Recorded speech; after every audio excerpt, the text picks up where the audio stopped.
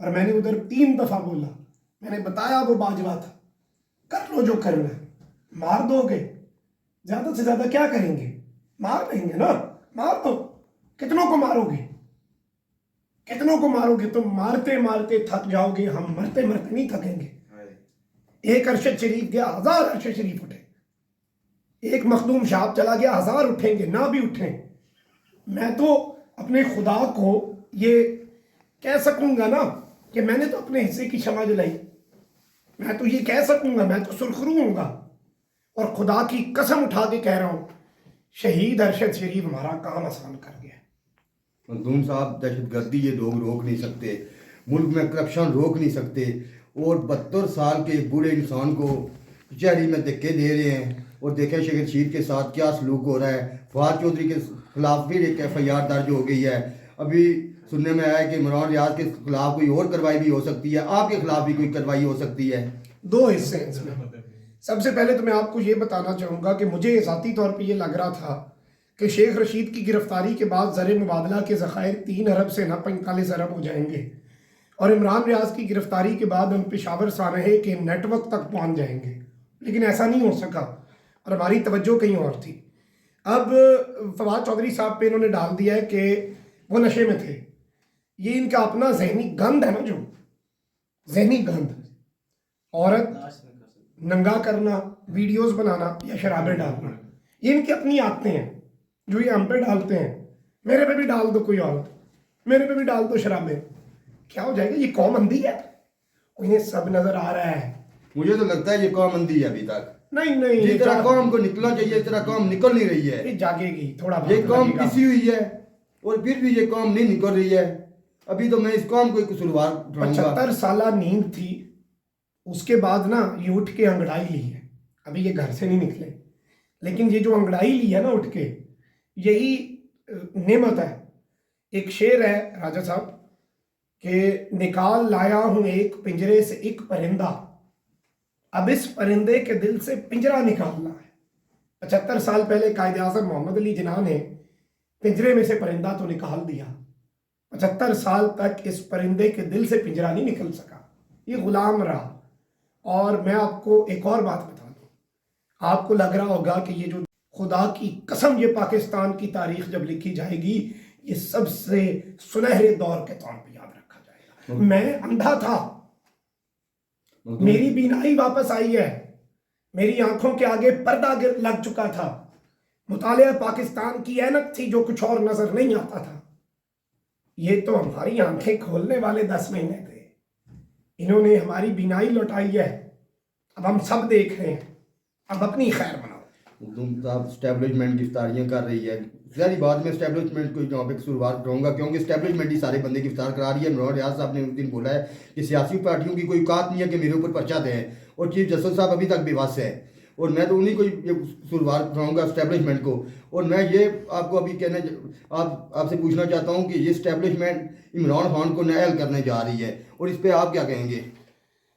देखिए, नाअहल अगर किसी ने करना है ना तो वो मेरे अल्लाह की ज़ात है, और उसके बाद इस मुल्क में सबसे बड़ी इस्टेब्लिशमेंट ना इस मुल्क की आवाम है। किसी जमहूरियत में जमहूर से बड़ी कोई ताकत नहीं होती। और एक चीज़ मैं आपको ये बता दूं, मैं यहाँ पे बड़ा वाज़ेह होके कहना चाहता हूँ, इस राणा सनाउल्लाह की, इस शहबाज शरीफ की, इस आसिफ जरदारी की क्या औकात के मखदूम शाह को उठाए? ये उठा ही नहीं सकते, सबको पता है कौन उठाएगा, और अगर उठाया तो यकीन माने वो अपना नुकसान करेंगे। मुझे मार देंगे ना ज़्यादा से ज़्यादा, उससे ज़्यादा तो कुछ नहीं कर सकते। You can kill a man but you can not kill an idea, because ideas are bullet proof. जो सोच है ये बुलेट प्रूफ है। अरशद शरीफ की फिक्र आज भी जिंदा है, वो मल्टीप्लाई हुई है, वो बड़ी है। कितनों को मारेंगे? खुदारा आप हमसे हैं और हम आपसे हैं। मैं एक और बात यहां पे करना चाहूंगा, चंद लोग, मुट्ठी भर बाजवा और इस तरह के दीगर लोग, उनकी वजह से मैं अपनी फौज से फिर भी नफरत नहीं कर सकता। मैं ये बात करना चाहूंगा कि मैं पूरी जिंदगी भी सहाफत करता रहूंगा, कितना बोलता है, आखिरी दम तक बोलता रहूंगा, गला बैठा फिर भी बोल रहा हूँ। ये हमारी कौम कोई श्रीलंका की कौम से कोई सीख ले, तुर्की की कौम से कोई सीख ले। कब तक ये अपनी आंखों पे पट्टी बांधे रखेंगे?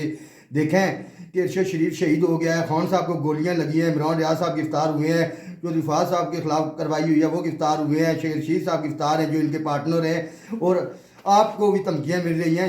इस पर आप क्या कहेंगे अपने पाकिस्तानी कौम को? पाकिस्तानी कौम को सिर्फ मैं इतना कहना चाहूँगा कि हम आपकी जंग लड़ रहे हैं, हम आपके हकूक़ की जंग लड़ रहे हैं, लेकिन खुदा की कसम हम बदले में आपसे कुछ नहीं चाहते। आप हमारे लिए निकलें या ना निकलें, हम अपने वतन का ये कर्ज उतारते रहेंगे। और अरशद शरीफ की तरह मिट्टी की मोहब्बत में हम आशुफ्ता सरों ने वो कर्ज उतारे हैं जो वाजिब भी नहीं थे। जो कर्ज हम पे नहीं भी बनते हम वो भी उतार देंगे, लेकिन इस मुल्क से गद्दारी नहीं करेंगे। ये मुल्क मेरा है और ये फ़ौज मेरी है, ये इदारा मेरा है, ये मेरी आंखों का ताज है। और मैं वो जो बात कर रहा था ना, मैं पूरी ज़िंदगी सहाफ़त भी करता रहूँ, जितने लफ्ज़ बोलूँ, खुदा की कसम वो लफ्ज़ उस एक लफ्ज़ के आगे कुछ नहीं है। जब 6 बहनों के इकलौते भाई का जनाजा आता है घर में वर्दी में, और वो बूढ़ा बाप अल्हम्दुलिल्लाह कहता है, कभी जवान बेटे की लाश पे अल्लाह का शुक्र अदा करके देखें, ये फ़ौज मेरी है और मुझे उस शख्स से नफरत है जिसने मेरी फ़ौज और मुझे दूर किया है। मैं ये दूरियां आज भी ख़त्म करना चाहता हूँ। ये फ़ौज मेरे बगैर कुछ नहीं है और मैं इस फ़ौज के बगैर कुछ नहीं। मैं पाकिस्तान जिंदाबाद और पाक फ़ौज जिंदाबाद का नारा लगाना चाहता हूँ। मुझे दूर ना करें अपने आप क्या समझते हैं कि जो बाजवा साहब को आपने लाहौर में जाके ललकारा है, जब इमरान रियाज साहब पे FIR दर्ज हुई है, वो गिरफ्तार हो चुके थे, आपने वहाँ पे जाके बड़ी जुनूनी तकरीर की है, उसके बाद आप पे कोई कार्रवाई हो सकती है या किसी मशकूक लोगों ने आपका पीछा किया हो?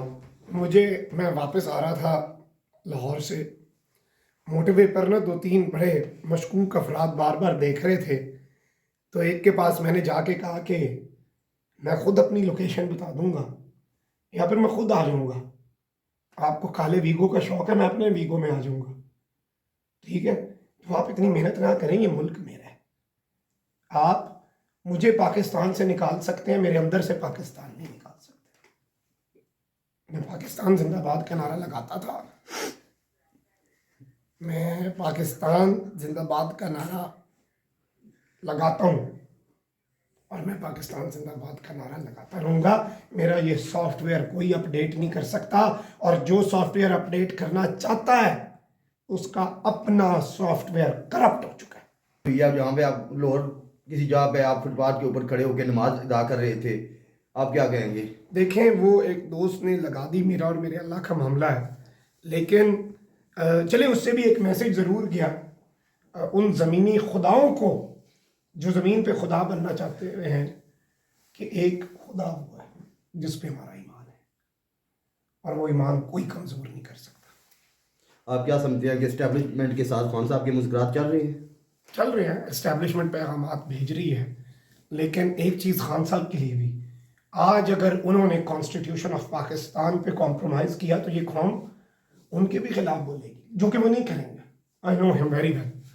एंड इस वक्त बहुत से पैगाम रसानी हो रही है, और मैं आपको सिर्फ एक ख़बर दे देता हूँ एक जुमले में, समझने वाले समझ जाएंगे। इस वक्त ताकतवरों को भी खान की ज़रूरत पड़ चुकी है। देखिए, आपने बोला है कि अल्लाह की सबसे बड़ी ताकत है, वो तो हमें पता है कि अल्लाह की सबसे बड़ी ताकत है। उसके बाद मैंने ये देखा है पाकिस्तान में सबसे बड़ी ताकत एस्टेब्लिशमेंट है, जो दिन रात जाग रही है अपने लोगों को। आगे मैं क्या बोल सकता हूँ? हमारे अपने हैं और कुछ लोगों की वजह से ये दूरियां पैदा हुई। गुजारिश आसिम मुनीर साहब से भी है कि अब ये दूरियां कम करने का जो सिलसिला है वो शुरू कर दिया जाए।